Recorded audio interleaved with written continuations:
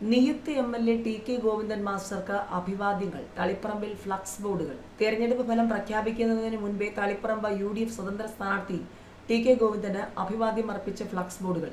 തളിപ്പറമ്പ് നിയോജകമണ്ഡലം നിയുക്ത MLA. TK. Govindan മാസ്റ്റർക്ക് അഭിവാദ്യങ്ങൾ എന്നാണ് ബോർഡിൽ എഴുതിയിരിക്കുന്നത്.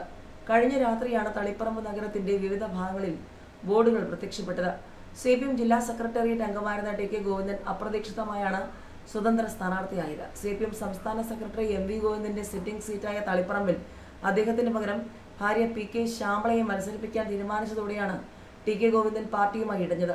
60 വർഷക്കാലം പാർട്ടിയിൽ പ്രവർത്തിച്ച ടി.കെ. ഗോവിന്ദൻ ശ്യാമളയ്ക്കെതിരെ മത്സരത്തിനിറങ്ങിയത് CPM അണികളിലും നേതാക്കളിലും ഞെട്ടലുണ്ടാക്കിയിരുന്നു. ടി.കെ. ഗോവിന്ദന്റെ തെരഞ്ഞെടുപ്പ് പ്രചാരണ പോസ്റ്ററുകൾ നശിപ്പിക്കുകയും ബാനറുകൾ എടുത്തുകൊണ്ടു പോവുകയും ചെയ്തു. പ്രചാരണവുമായി ബന്ധപ്പെട്ട് നിരവധി അക്രമങ്ങളും തളിപ്പറമ്പിൽ അരങ്ങേറി. പോളിംഗ് സ്റ്റേഷനിലെത്തിയ ഗോവിന്ദനെ ഒരു സംഘം ആളുകൾ കൂവി വിളിക്കുന്ന സാഹചര്യവുമുണ്ടായി. CPM കുത്തക മണ്ഡലത്തിൽ ഇത്തവണ കടുത്ത പോരാട്ടമാണ് നടന്നത്. ജയിക്കുമെന്നുറച്ച വിശ്വാസത്തിലാണ് ടി.കെ. ഗോവിന്ദനും UDF-ഉം. CPM-നുള്ള ചോദ്യങ്ങൾ അവിടം കൊണ്ടും അവസാനിക്കുന്നില്ല. തിമിരി ബോംബേറ് കേസിൽ പ്രതികൾക്ക് നീതിപീഠത്തിന്റെ തിരിച്ചടി. 10 CPM പ്രവർത്തകർ കുറ്റക്കാരാണെന്ന് കോടതി. ശിക്ഷാവധി ഉടൻ. 13 വർഷം മുൻപ് കണ്ണൂർ തിമിരിയിൽ BJP-RSS പ്രവർത്തകർക്ക് നേരെ നടന്ന ബോംബേർ കേസിൽ CPM നേതാക്കൾ ഉൾപ്പെടെയുള്ളവർ കുറ്റക്കാരാണെന്ന് കോടതി.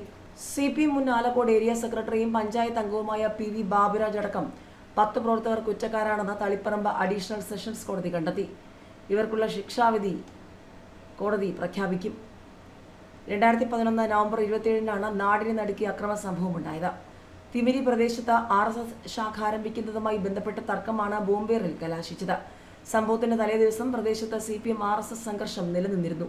ഈ സംഘർഷത്തിൽ പരിക്കേറ്റ് ആശുപത്രിയിൽ ചികിത്സയിലായിരുന്ന BJP-RSS പ്രവർത്തകരെ ഡിസ്ചാർജ് ചെയ്ത വാഹനത്തിൽ വീട്ടിലേക്ക് മടക്കിക്കൊണ്ടു പോകുന്നതിനിടെയാണ് ആസൂത്രിതമായ അക്രമമുണ്ടായത്.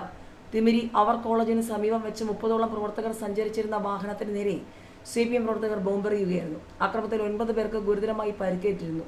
ചെറുപുഴ സ്വദേശികളായ EV Ramachandran, AT Santhosh, Chandran, Joji, Philip, Lalkrishnan, MC Narayanan, MK Murali, Shijil എന്നിവർക്കാണ് സാരമായി പരിക്കേറ്റത്. ദീർഘകാലം നീണ്ടുനിന്ന നിയമപോരാട്ടത്തിനൊടുവിലാണ് കുറ്റവാളികൾ ശിക്ഷിക്കപ്പെടുന്നത്. പ്രോസിക്യൂഷനു വേണ്ടി പബ്ലിക് പ്രോസിക്യൂട്ടർ U. രമേശൻ ഹാജരായി. രാഷ്ട്രീയ വിരോധത്തിന്റെ പേരിൽ ബോംബെറിഞ്ഞ് ജീവൻ അപായപ്പെടുത്താൻ ശ്രമിച്ച പ്രതികൾക്കെതിരെ ശക്തമായ തെളിവുകൾ ഹാജരാക്കാൻ പ്രോസിക്യൂഷന് സാധിച്ചു. കോടതിയുടെ ഈ കണ്ടെത്തൽ അക്രമ രാഷ്ട്രീയത്തിനേറ്റ തിരിച്ചടിയായാണ് വിലയിരുത്തപ്പെടുന്നത്.